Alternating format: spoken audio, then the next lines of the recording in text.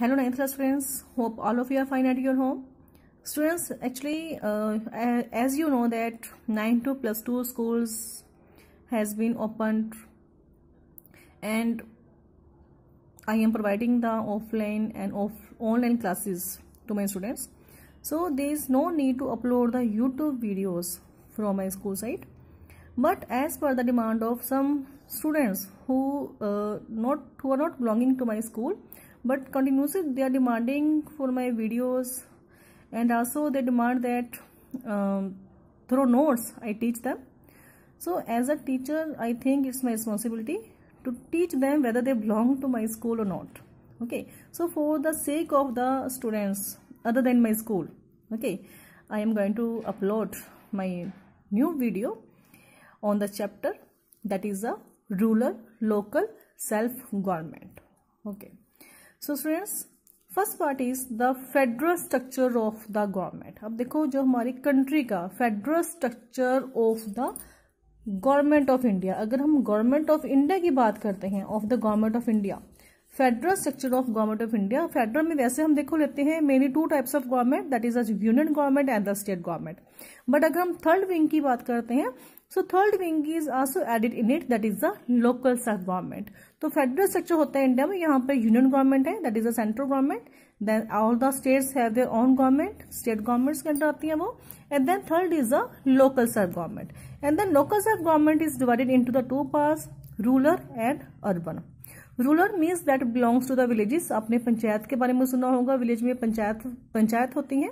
In the urban means belong to the cities, जो cities में governments होती हैं, जो सिटीज की नीड्स जो भी सिटीज की प्रॉब्लम्स को जो सॉर्ट आउट करती हैं, in like the municipalities and municipal corporations. So in this chapter, firstly, you will learn about the rural local self-government, and next chapter will be about the urban local self-government. And these two chapters are left only in syllabus of your 9th class. So as Article 40 of the Constitution of India states, the state shall take steps to organize village panchayat and provide them powers to function as units of self-government. अब देखो जो हमारे constitution का जो article 40 है, means जो हमारे constitution का जो आर्टिकल 40 है वो डील करता है with the village panchayat.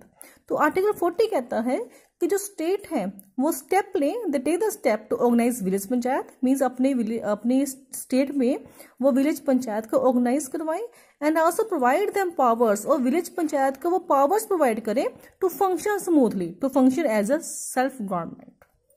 Next है आपका what is the meaning of the local self government. Local self government बेटा देखो होती क्या है, it means management of the local affairs. Local affairs का मीन्स क्या होता है, जो प्रॉब्लम्स हैं, जो लोकल एक एरिया की पर्टिकुलर एक एरिया की जो प्रॉब्लम्स होती हैं, that is called the local affairs. It means management of the local affairs by the people of the locality themselves. तो उसी एरिया के लोग खुद ही अपनी प्रॉब्लम्स को सॉर्ट आउट कर रहे हैं, that means the local self government. It based on the principle that the local problems and needs can be looked by the local people in a better way. कि जो local, ये इस principal के ऊपर based होता है कि जो लोकल प्रॉब्लम्स होती हैं या फिर नीड्स होती है, जो भी जरूरत होती है लोगों को एक लोकल एरिया में, तो वहीं के लोग उसे प्रॉपर वे से, एक बेटर वे से उसको सॉल्व कर सकते हैं. Okay, so this is the meaning of the local self-government, mainly that it means management of the local affairs by the people of the locality themselves. Secondly, it based on the principle that the local problems and need can be looked by the local people in a better way. Next आता है बेटा आपका Balwant Rai Mehta committee. अब देखो जो Balwant Rai, actually Balwant Rai is name of a person जिसके अंडर, जिसकी लीडरशिप में एक कमेटी को सेटअप किया गया था in the year 1957. So Balwant Rai Mehta committee was set up in 1957, and why it was set up? To review the self governing institutions and to suggest the type of self government in the villages. तो review करने के लिए, ये देखने के लिए कि जो सेल्फ गवर्निंग जो इंस्टीट्यूशंस हैं, ठीक है, वो किस वे से वर्क कर रहे हैं, एंड टू सजेस्ट कि किस टाइप की जो है सेल्फ गवर्नमेंट होनी चाहिए in the villages. So that's why the Balwant Rai Mehta committee was set up in 1957. उसके बाद देखो बलवंत राय मेहता कमेटी ने रिकमेंडेशन दी, यहाँ पर सजेशन दिया. क्या सजेशन क्या था बलवंत राय मेहता कमेटी का?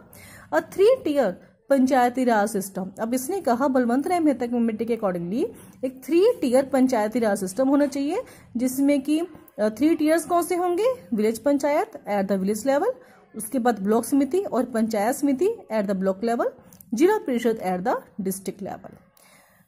After this the Panchayati Raj got constitutional status. अब देखो यहाँ पर क्या था, कॉन्स्टिट्यूशनल स्टेटस मिला पंचायती राज को ऑन 23 अप्रैल 1993। इसके पहले बेटा जो हमारा जो पंचायती राज था वो एक्चुअली में डीपीएसपी का पार्ट था, directive principles of state policy का पार्ट था, और 23 अप्रैल 1993 को इसको प्रॉपरली कॉन्स्टिट्यूशनल स्टेटस दिया गया through the 73rd amendment act of 1992। तो ये जो इसको जो ये स्टेटस मिला 23 अप्रैल 1993 को, ये था हमारा through the 73rd amendment. Amendment क्या होता है? जब हम अपने कॉन्स्टिट्यूशन में कुछ चेंजेस आते हैं, चेंजेस लेकर आते हैं, that is called the amendment. तो 73rd अमेंडमेंट एक्ट हुआ था 1992 में, जिसके अकॉर्डिंगली पंचायती राज को एक कॉन्स्टिट्यूशनल स्टेटस दिया गया ऑन 23 अप्रैल 1993। मेन प्रोविजंस क्या थी पंचायती राज की? Establishment of a 3 tier structure, एक 3 टीयर स्ट्रक्चर होना चाहिए, जो कि बता दिया मैंने आपको अर्लियर। एस्टेब्लिशमेंट ऑफ ग्राम सभा eight the village level, village level में एक ग्राम सभा होनी चाहिए। यहाँ पर देखो विलेज पंचायत के बारे में कहा है मैंने आपको, तो विलेज पंचायत का ही एक जो बेसिक विंग है that is called the Gram Sabha. Regular elections to panchayat after every 5 years, 5 years के बाद इलेक्शन होने चाहिए पंचायत के। प्रोपोर्शनेट सीट्स रिजर्वेशन फॉर एससीज एंड एसटीज, मीन जो शेड्यूल्ड कास्ट है, शेड्यूल्ड ट्राइब्स है, उनके लिए सीट्स रिजर्व होनी चाहिए। 1/3 seats reserve for the women also, तो 1/3 सीट जो है ग्राम पंचायत की वो वुमेन के लिए रिजर्व होनी चाहिए। One thing more students, actually में देखो जो आपका सिलेबस है उसमें जो ये हमारे दैट इज 3 टीयर जो पंचायती राज सिस्टम है, इसके मीनिंग थे पहले आपके सिलेबस में, अब उसको कट करके उन्हीं फंक्शंस जो हैं वो अब आपके सिलेबस का पार्ट है। बट आपकी बेटा नॉलेज के लिए, अंडरस्टैंडिंग के लिए जो ये पॉइंट्स हैं मैं आपको बहुत शॉर्ट वे में, बहुत इजी वे में आपको करवा रही हूँ, तो please be understand this points. उसके बाद में फंक्शंस भी आपको 4 पॉइंट्स जो है मैं आपको बताऊंगी कौन कौन से हैं, वही आप लर्न करना, वही आप नोट डाउन कर लेना, दैट इज वेरी इजी, ठीक है फॉर यू। तो after this organization of the Panchayati Raj system, अब देखो ऑर्गेनाइजेशन क्या है पंचायती राज सिस्टम का। First of all at the village level, तो विलेज लेवल में क्या है, there are the 3 wings mainly, Gram Sabha, Gram panchayat and the न्याय पंचायत। ग्राम सभा क्या होता है? All adult citizens of the village. अब देखो जितने भी अडल्ट सिटीजन्स होंगे विलेज के, चाहे 18 ईयर्स के above than 18 years, are the members of the Gram Sabha. तो वो मेंबर्स होंगे ग्राम सभा के जो भी अडल्ट सिटीजन्स होंगे विलेज के। There shall be at least 2 meetings of the Gram Sabha every year. तो देखो एक साल में, एवरी ईयर और इन 1 ईयर, एक साल में यहाँ पर 2 मीटिंग्स कम से कम होनी कंपल्सरी है ग्राम सभा की। ध्यान देना इस चीज को, ठीक है। ग्राम सभा की बात कर रही हूं मैं, तो ग्राम सभा के मैटर में क्या होगा कि at least 2 meetings of the Gram Sabha every year, एक साल में 2 मीटिंग्स होनी इनकी कंपल्सरी है। The quorum for a meeting of the Gram Sabha is 1/10 of the total number of members. तो क्योरम का मीन्स क्या होता है? देखो क्योरम होता है minimum number of members required for a meeting, कि कितने कम से कम मेंबर होने चाहिए एक मीटिंग के लिए। एक मीटिंग करनी है हमने, जो है ग्राम सभा के मेंबर्स ने मिलकर कोई ग्राम के लिए, अपने विलेज के लिए कोई देखो डिसीजन लेना है, तो ये थोड़ी ना कि वहां पर 5-7 मेंबर्स बैठे हों तो डिसीजन हो जाएगा, no.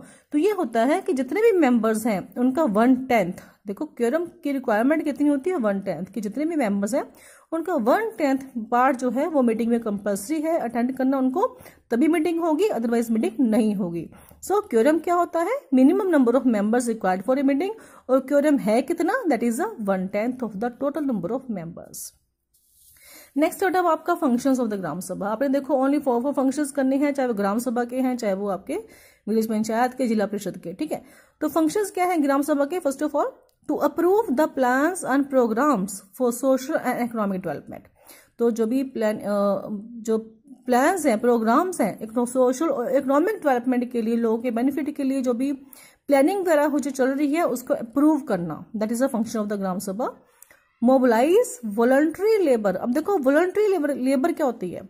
And contribution in kind or in cash for the community welfare programme. अब देखो अगर आपको लगता है कि आपके विलेज में, आप विलेज एरिया से बिलोंग करते हो, आपके विलेज में कोई ऐसा कोई प्राइमरी स्कूल है, वहाँ की कोई छत गिर गई है, ठीक है, या फिर कोई आपने कोई क्लीनिनेस का काम करना है विलेज में, तो इसके लिए या तो आप खुद वॉलंटरी अपनी इच्छा से आप अपनी लेबर प्रोवाइड कर रहे हो कि आप चलो सभी विलेज के मेंबर्स मिलकर कहते हैं चलो हम खुद ही कर लेते हैं, बाहर से हम मजदूर क्यों हायर करेंगे, हम मजदूरों को मनी क्यों प्रोवाइड करेंगे, हम सभी मिलकर ऐसा काम कर लेते हैं। या फिर क्या होता है कि जो विलेज के मेंबर्स हैं वो क्या करेंगे, कैश में या फिर कुछ एक डोनेशन प्रोवाइड करेंगे। इन काइंड का मीन्स क्या होता है, कोई किसी भी चीज़ से, जैसे कोई वीट वगैरह प्रोवाइड कर रहा है, कोई अनाज आप दे रहे हो, या फिर कोई अपनी कोई सीमेंट कोई लेकर आ रहा है, कोई ईट लेकर आ रहा है, ठीक है। तो इस वजह से किसी भी चीज़ से आप जो है अपना कंट्रीब्यूशन प्रोवाइड कर सकते हो। तो इसका मीन्स क्या होता है, टू मोबिलाइज, तो मीन्स लोगों को अवेयर करना कि अपनी वॉलंटरी लेबर प्रोवाइड करें या फिर वो कंट्रीब्यूशन करें in kind or in cash for the community welfare programmes.